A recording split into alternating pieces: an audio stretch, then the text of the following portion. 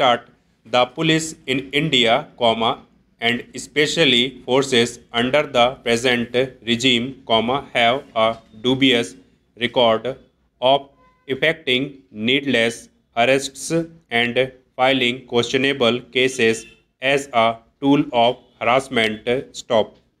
The Delhi police have outdone all of them by arresting a 22-year-old climate activist in a case that makes the incredible allegation that a social media toolkit for organizers of protests against the farm laws amounted to sedition and incitement to riots. Stop.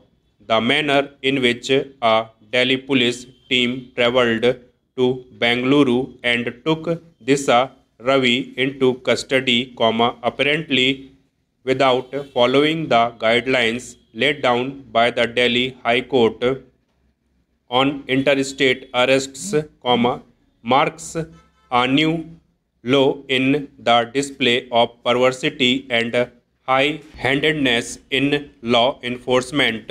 Stop. Even though Miss Ravi was produced before a duty magistrate in Delhi within the mandatory 24-hour period, there is no indication whether the Delhi police informed the local police and if she was properly represented by counsel.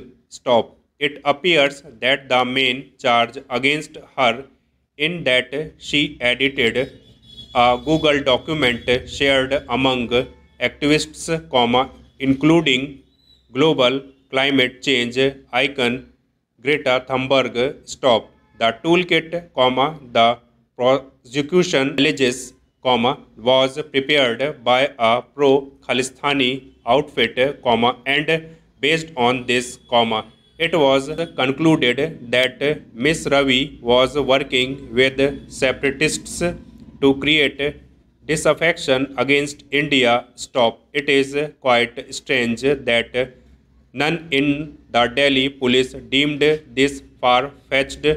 Stop. Such toolkits are common for those organizing protests online, and they contain not much more than calls for protests, texts to be tweeted, hashtags to be used, and names of authorities and public functionaries whose handles can be tagged. Stop. The possible fact that direct protests were also discussed and planned does not mean there was any incitement to violence, a mandatory requirement to charge someone, as has been done in the case of Miss Ravi, with sedition. Stop. Para.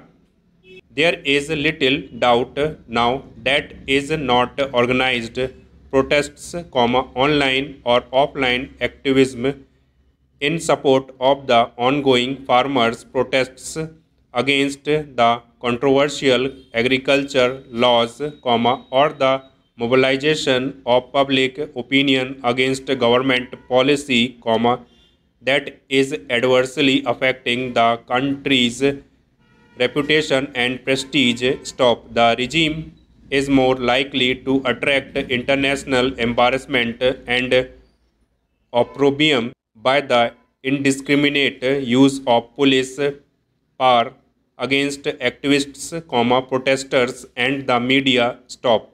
The state is increasingly resorting to heavy-handed responses to issues that attract a convergence of activism, opposition, political activity, and adverse media scrutiny. Stop. In particular, the farmers' protests, and the violent turn that it took on Republic Day due to some deviant elements, have led the present regime to imagine a global conspiracy where none exists.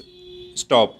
A government truly worried about its global image would instead seek to address the deficit in tolerance and surfeit in repression that are becoming more obvious with each passing day. Stop.